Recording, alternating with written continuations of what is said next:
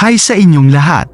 Isang natatanging pagbubuod ng pelikula na handog ng Tagalog Cinecaps kung saan tatalakayin ko ang Land of Bad, isang action thriller na pelikula. May mga spoiler dito. Nagsisimula ang pelikula sa Pilipinas kung saan pinag-iisipan ni Sargento J.J. Kenny ang mga opsyon sa almusal nang utusan siya ng kanyang senior na magsagawa ng high-altitude parachute jump. Si Kapitan Eddie Grimm, na kilala bilang Reaper, ay nabalisa sa isang coffee break na putol ang talakayan tungkol sa araw ng kasal ni Sargento Branson na nagsasabing magsisimula ang kanilang operasyon sa loob ng 15 minuto. Si Kenny ay nasa isang chopper kasama sina Sargento Abel, Sargento Bishop at Master Sargento John Sweet, na kilala bilang Sugar, papunta sa kanilang destinasyon ng misyon. Ipinaalam ni Reaper sa mga sundalo ang pagbubuntis at panganganak ng kanyang asawa. Inutusan silang subaybayan ang mga tawag sa telepono habang wala siya at pumasok sa control room upang tumulong sa misyon. Naghahanda ang mga sundalo para sa isang misyon, kasama si Kenny na nagpupumilit na maunawaan ang mga detalye. Ang kanyang mga kasamahan sa koponan ay nagrally sa kanya na hinimok siya na manatiling nakatuto. Matapos makumpleto ang paghahanda, nagsasagawa sila ng precision halo jump. Gayunpaman, nahihirapan si Kenny sa kanyang parachute na nagdulot ng tensyon sa pagitan ng koponan. Sa huli, bumukas ang parachute na nagpanatag sa kanila. Si Branson at Reaper, na nakatalaga sa base, walang sawang sumusuporta sa team sa ground, gamit ang kanilang kadalubhasaan at teknolohiya para tumulong sa pag-navigate at pagsubaybay sa kanilang progreso. Ang koponan, na naglalakbay sa kagubatan ng Pilipinas, ay may tungkuling iligtas ang isang bihag na hawak ni Victor Petrov, isang kilalang nagbebenta ng armas. Nakatagpo sila ng bahay na 100 metro ang layo at, pagkatapos humiling ng drone surveillance, nawala ng komunikasyon sa base. Nagpasya ang mga sundalo na ipagpatuloy ang misyon ng walang drone. Naramdaman ni Abel ang paggalaw sa unahan, at lumitaw ang isang baboy. Nakahanap ang koponan ng isang hideout at nahanap si Petrov kasama ang kanyang pamilya. Dumating si Said Hashimi, isang leader ng teroristang organisasyon na may dalang mga lalaki at baril. Tinanong ng team si Kenny tungkol sa drone at status ng Reaper at bumalik si Reaper para gabayan sila. Binaril ng Said si Petrov at ang kanyang mga tauhan, dahilan upang mapugutan ng ulo ang asawa ni Petrov at sumunod ang kanyang anak. Ang koponan ay namagitan, binaril ang mga bandido, pinahintulutan ang anak ni Petrov na makatakas, at naganap ang kaguluhan. Si Kenny ay inatake ng isang granada, at si Abel ay binaril, na iniwan siyang tumulong sa iba. Tumawag si Sweet para sa tulong ni Kenny, ngunit nagpaputok ng missile ang kaaway, na tumama kay Bishop at Sweet. Tumakas si Kenny sa gubat, humingi ng tulong kay Reaper. Naririnig niya ang papalapit na mga sasakyan ng kaaway at hinihimok siyang manatiling nakatago. Si Kenny ay bumulusok sa isang ilog, naghahanap ng kanlungan. May asong K9 na tumatahol sa kanya, ngunit hinihikayat siya ni Reaper na manatiling kalmado. Tinutulungan ni Reaper si Kenny na mag-navigate sa kagubatan at nagbahagi ng mga personal na kwento, na tinutulungan siyang makalimutan ang mga panganib.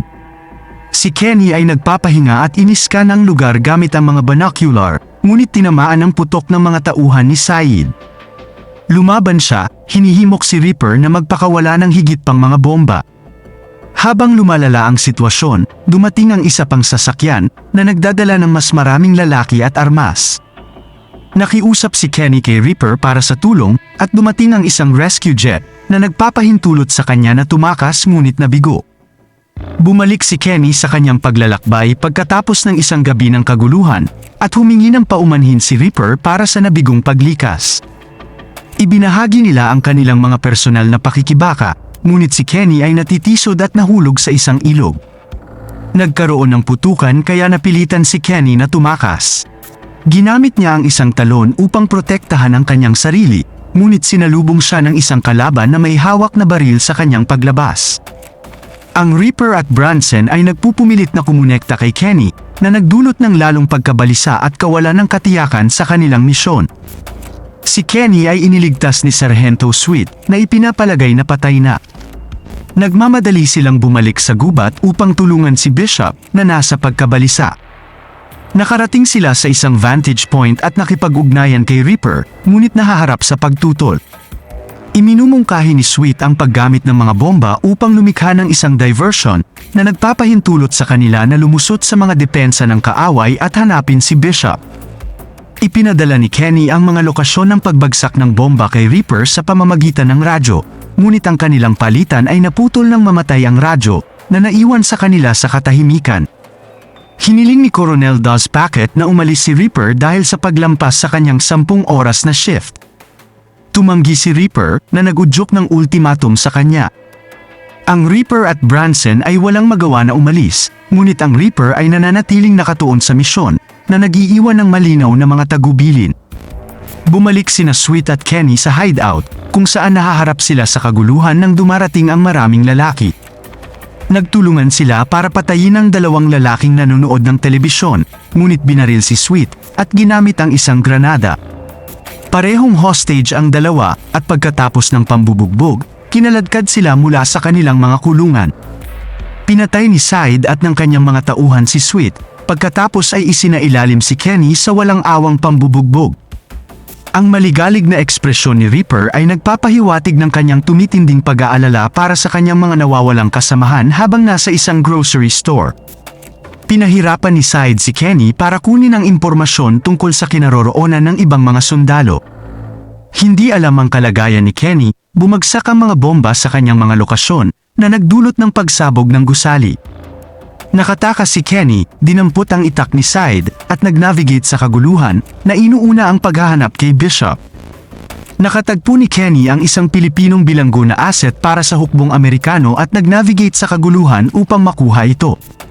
Hinanap niya si Bishop ngunit nakaharap si Side na tinutuya siya. Galit na galit, sinaksak niya siya at naghatid ng isang nakamamatay na suntok gamit ang isang piraso ng bato, nagtapos sa terror ni Side. Si Kenny at Bishop ay tumakas mula sa kanilang hawla, ngunit ang isang countdown timer ay nagpapahiwatig ng isa pang missile strike. Ginagamit ni Kenny ang radyo ni Side para makipag-ugnayan sa base, ngunit hindi pinansin ang pakiusap ng isang sundalo. Frustrated, nag-iwan si Kenny ng voicemail para kay Reaper na determinadong bumalik sa base. Sa kabila ng kanyang mga pagtatangka na makipag-ugnayan sa base sa pamamagitan ng telepono, ang mga sundalo ay nananatiling walang kamalayan sa napipintong panganib na abala sa panonood ng basketball match sa TV. Habang nauubos ang oras at nasa panganib ang kapalaran ni Kenny at ang buhay ni Bishop, namagitan si Reaper sa base na nagtuturo sa sarhento na i-abort ang misyon. Nakita nilang kumakaway pabalik si Kenny na nagpanatag sa kanila at pinasalamatan siya ni Bishop sa kanyang katapangan. Pagkatapos ay hinarap ni Reaper ang mga sundalo na abala sa panunood at nagbigay ng desisibong hampas na sinira ang TV. Nailigtas si Kenny, Bishop at ang Filipino asset at nagtapos ang pelikula sa isang emosyonal na sandali sa pagitan ni Sargento Branson at Reaper na pumayag na ihatid siya sa altar sa araw ng kanyang kasal. Nakaka-excite malaman guys ang inyong opinyon sa pelikulang ito. Ibahagi nyo ito sa comment section sa ibaba. At kung nagustuhan nyo ang aking video, pakipindutin ang like at mag-subscribe para sa mas marami pang video. Kita-kits sa susunod.